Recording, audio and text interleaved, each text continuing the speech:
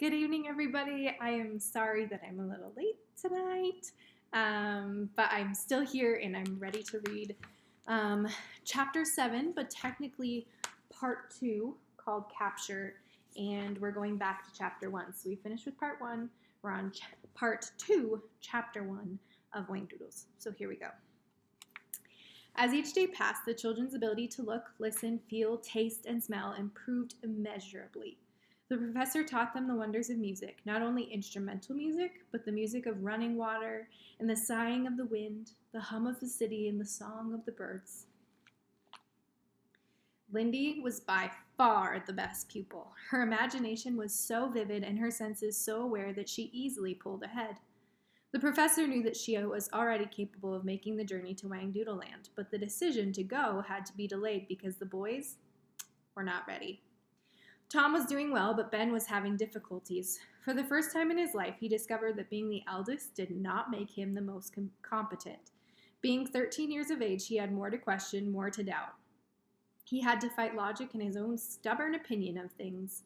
Mrs. Potter asked Lindy one day, "What on earth do you find to do over there all the time?" "Oh, we play and have tea and the professor teaches us." Lindy's voice was deceptively casual. "What does he teach?" "He talks about life and stuff like that. We look through the microscope and we go for walks and rides. It's great fun." Mrs. Potter changed the subject. "You know, Daddy and I are going to see Grandma on Saturday. We'd love to take you with us, especially since it's your midterm holiday next week. But Grandma just isn't well enough. We'll be back a week from Sunday. In the meantime, I've arranged for Ethel to stay with you." "What if the professor asks us out?" Lindy wanted to know. "That's all right. I'll tell Ethel that you'll probably be spending a great deal of time with him. Then she won't worry about you." When the children visited the professor the next day, Lindy told him about her parents' plans. He looked thoughtful. Then he made a startling announcement. "I think that the time has come to start a new phase of your lessons. I think you're ready to try the sympathetic hats." "Sympathetic hats?" said Tom. "Actually, I call them scrappy caps," said the professor with a smile. A scrappy cap is a covering worn on the head which is sympathetic to the brain's impulses and desires. "Do they have some special power or something?" asked Ben. "I would say that there's something very magical about scrappy caps," replied the professor. "Let me show them to you." He left the children and a moment later he returned carrying 3 brightly colored objects. "These hats are your passports to success. In spite of all our hard work, I doubt that you'd come close to seeing the Whangdoodle unless you were wearing one of these. Once we begin the great adventure, you may not, indeed you must not, ever remove them from your heads. Not only will they help us to get to Whangdoodle Land, but more importantly, without them, we will not be able to find our way home." The professor held up an exquisite bonnet made of white lace and linen and brilliant red chintz. "Lindy, this is your hat. It comes from the Netherlands. The underlining is made of the finest linen. See how the red topping is covered with meadow flowers and hens and roosters and rabbits?" "It's lovely," said Lindy. "Hold it carefully, but don't put it on your head," cautioned the professor. "Tom, this is yours." He held out a bright blue felt cap that resembled a funnel with the cloth pipe pointing backwards. "It comes from Madeira. The purpose of this little pipe was to hold a sprig of rosemary which gave the wearer the benefit of its magical powers. Did you know that in ancient Greece students wore rosemary twined in their hair while studying for their examinations? It is supposed to strengthen memory and is thought to bring success to any undertaking." Tom took the hat and held it carefully. The professor handed Ben an Indian headband with a small tassel hanging from it. "Ben, yours comes from Guatemala. It was made by the Mayas. They were highly skilled people who were able to record history by means of picture writing. You can see some on this band. Notice how it is actually one long piece which has been wound around 13 times, and that the coils have been sewn together to keep the shape. 13 was considered a magic number."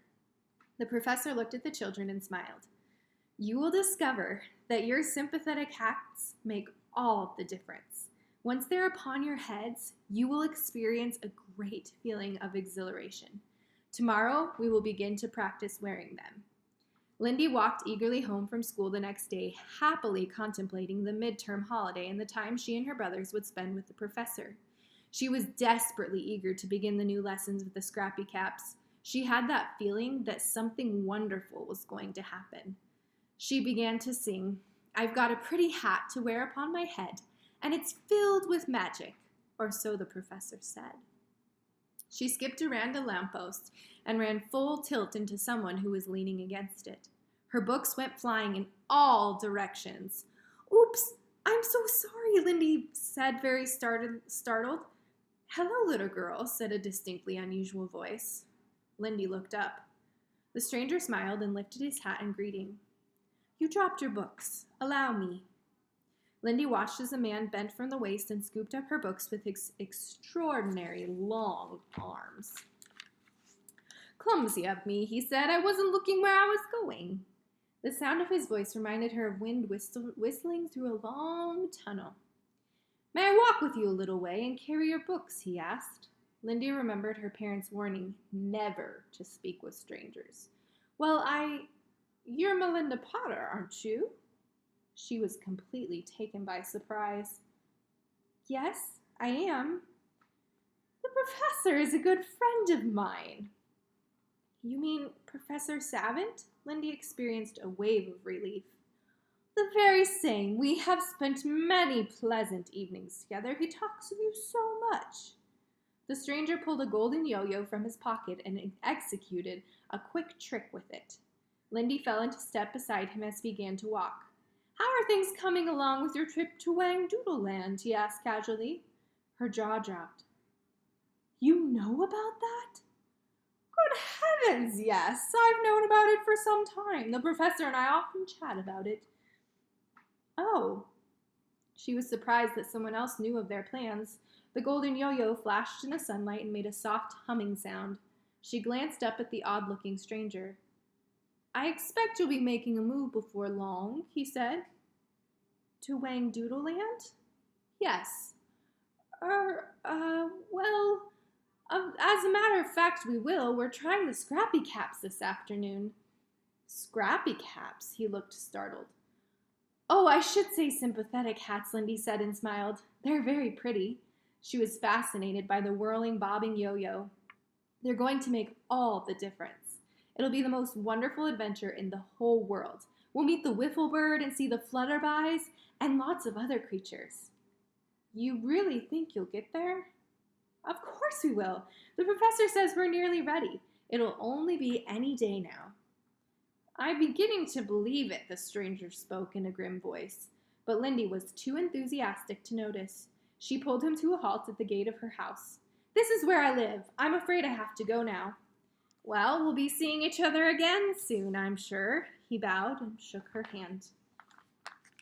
Lindy had the impression that she was holding a piece of wet seaweed. "Take care, little girl. I would hate to see anything happen to you." "I will. Goodbye."